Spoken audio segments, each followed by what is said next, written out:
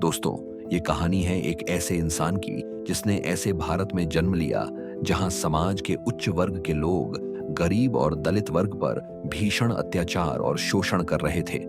लेकिन समाज की इस घृणा, अपमान और तिरस्कार के बावजूद उन्होंने ऐसी शिक्षा हासिल की जिसकी बदौलत वो भारत के संविधान के निर्माता बन गए।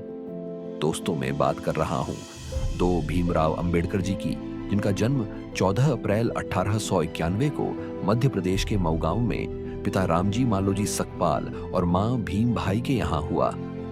भीमराव अपने माता पिता की 14वीं और आखिरी संतान थे। उनके पिता रामजी ब्रिटिश सी में सूबेदार के पद पर थे। परिवार मेहर जाति से था, जिसे लोग बेहद ही निकले टपके का मानते थे।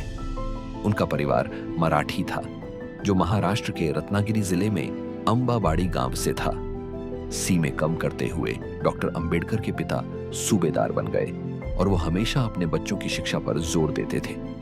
कुछ दिन बाद उनके पिता सी से रिटायर हो गए और वो परिवार को लेकर सतारा चले गए, जहां कुछ दिन बाद अंबेडकर की माता भीमाबाई का बीमारी के चलते देहांत हो गया। अब अंबेडकर समेत 14 भाई बहनों की देखभाल उनकी चाचा ने कठिन स्थिति में रहते हुए किया। छुआछूत, घृणा और अपनी है मानसिकता की वजह से डॉक्टर भी अछूतों को बिना छुए ही उनका इलाज करते थे, जिसके कारण अंबेडकर के 14 भाई बहनों में से केवल 3 भाई और 2 बहनें ही बच पाई। बाकी सभी 8 भाई बहन शोषण के कारण मारे गए।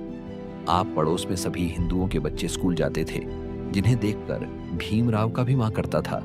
स्कूल जान को उन्होंने अपने पिता से जिद की, उन्हें भी स्कूल जाना है, लेकिन अछूत होने के कारण यहाँ स्कूल में दाखिला मिलपन आसन नहीं था।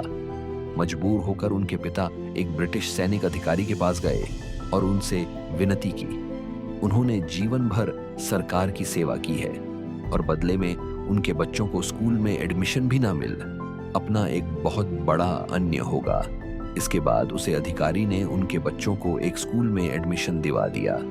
लेकिन यहाँ अंबेडकर जी को छुआछूत के ऐसे कड़वे अनुभव हुए जो वो जीवन भर नहीं भूल पाए। अंबेडकर जी स्कूल तो जाते थे, लेकिन दलित बच्चों को क्लास के बाहर बैठाया जाता था और टीचर्स उन पर कोई ध्यान नहीं देते थे। यहाँ तक कि अंबेडकर जी को कोई छूटा तक नहीं था। प्यास लगे पर स्कूल का चपरासी दूर से पानी डालता था, जिसे वो अपने हाथों से इकट्ठा करके पीते थे, क्योंकि मटके को चुने और ग्लास से पानी पीने की इजाजत तक उनको नहीं थी। और जी, दिन चपरासी नहीं, ए पता उसे, दिन अंबेडकर जी को प्यासा ही पूरा दिन गुजरा पड़ता था। भीम स्कूल जाते समय पास के केन से पानी खींचकर पी लेते थे। कुछ ब्राह्मण ने उन्हें ऐसा करते हुए देख लिया।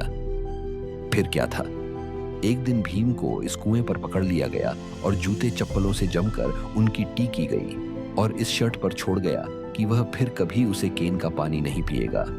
और एक बार वो बाल कटवाने के लिए नई के पास है तो नई को पता था कि वो मार जाति का है। वो उससे नफरत भरी आवाज में बोला, अरे अछूत, मैं तेरे बाल कैसे काट सकता हूँ, भाग जा यहाँ से और फिर कभी मत आना। इन घटनाओं से भीम के स्वाभिमान को बहुत गहरी ठेस पहुंची। उनकी आंखें आंसुओं से भर गई।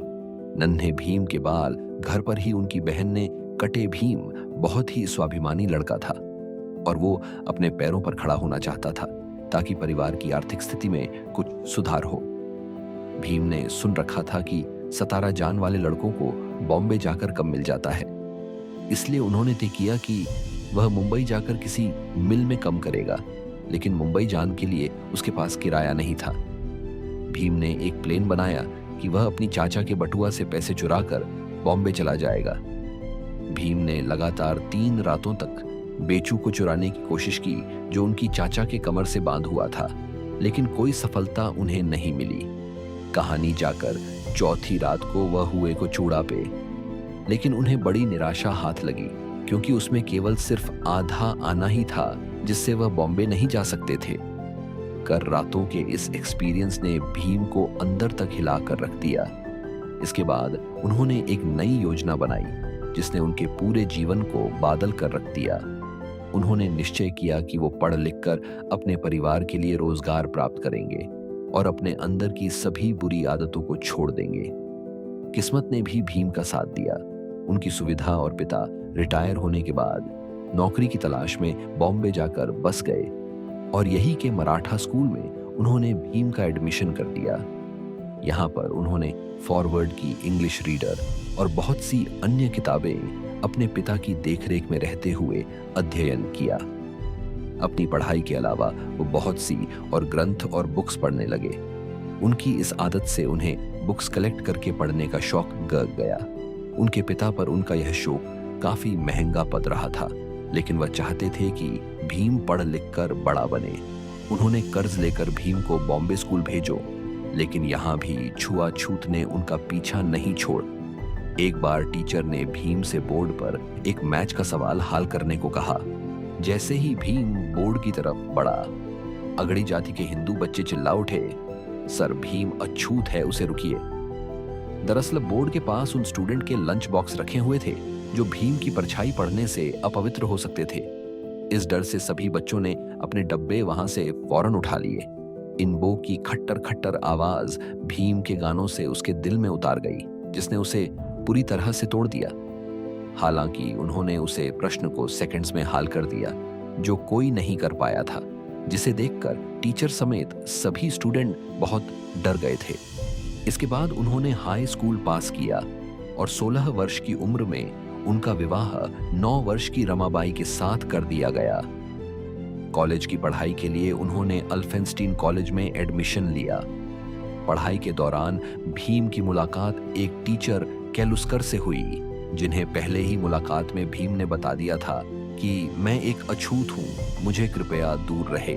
उनके बेबाक अंदाज और पढ़ाई के प्रति जुनून ने किर्लोस्कर को बहुत इम्प्रेस कर दिया और वो भीमराव को लेकर बड़ौदा के शिक्षा प्रेमी महाराज संभाजी गायक वार्ड के पास लेकर गए। जब महाराजा बॉम्बे आए हुए थे, वो वहां एक सभा कर रहे थे, जहां उन्होंने भीमराव से कुछ सवाल किया, जिनका उत्तर भीम ने बहुत अच्छे तरीके से दिया।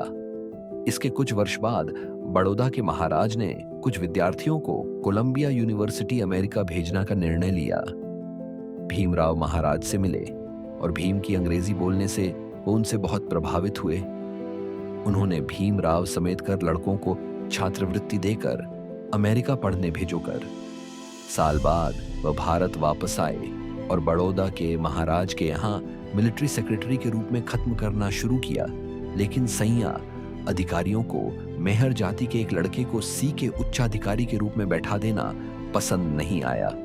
कुछ दिन बाद उन्होंने वहां से नौकरी छोड़ दी और वो लंदन चले गए, जहां अथक परिश्रम और मेहनत से उन्होंने वहां पर एमएससी, डीएसएससी तथा बैरिस्टर की डिग्री प्राप्त की। 1923 में वो भारत वापस लौट आए और वकालत शुरू कर दी।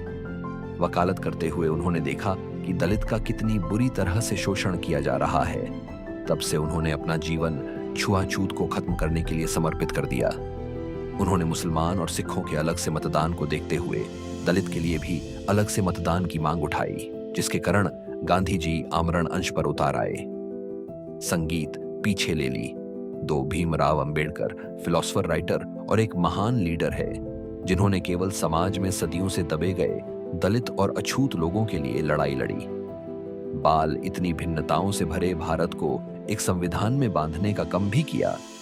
जब आजादी के वक्त भारतीय नेता आजादी और नए संविधान स्वयं बनाने की बात कर रहे थे, तब ब्रिटेन के प्रधानमंत्री विंस्टन चर्चिल ने कहा था, बनाने दो भारतीयों को, अपना संविधान भारत में इतनी डाइवर्सिटी दिया है कि इसके लिए एक कानून बनाना इम्पॉसिबल है। भारत जल्दी ही बिखर जाएगा और टूट जाएगा। लेकिन इतिहास गवाह है, अंबेडकर जी ने इतने कम समय में भारत को दुनिया का सबसे बड़ा लिखित संविधान बनाकर दे दिया। इसके बाद 1950 में अंबेडकर जी बौद्ध धर्म के सम्मेलन में श्रीलंका गए। भारत लौट के बाद उन्होंने नागपुर में 14 अक्टूबर 1956 को अपने लाखों अनुयायियों के साथ हिंदू धर्म त्याग कर बौद्ध धर्म की दीक्षा प्राप्त कर ली। मतलब यह बाबा साहब ने बौद्ध धर्म अपना लिया। अंबेडकर जी ने हिंदुओं में प्रचलित जाति प्रथम की घर निंदा की। इसके लगभग 2 महीने बाद 6 दिसंबर 1956 को बीमारियों इसी वजह से उन्होंने अपनी अंतिम सांस ली। उनका अंतिम संस्कार बौद्ध धर्म के रीति अनुसार हुआ। दोस्तों, अंबेडकर जी की मौत के कई वर्षों तक कांग्रेस की सरकार रही। जिसके नेताओं ने जीते जी खुद ही को भारत रत्न तो घोषित कर दिया, लेकिन भारत मां के असली रतन यानी डॉक्टर अंबेडकर जी को 1991 में वीपी सिंह की सरकार आने पर ही भारत रत्न मिल पाया। दो अंबेडकर का कहना है, जीवन लंबा होने की वजह महान होना चाहिए। मैं ऐसे धर्म को मानता हूं जो स्वतंत्रता, सामान्य और भाईचारा सिखाए। दोस्तों, आज की वीडियो में बस इतना ही। हमारे चैनल को सब्सक्राइब करने, वीडियो को पूरा देखने के लिए धन्यवाद।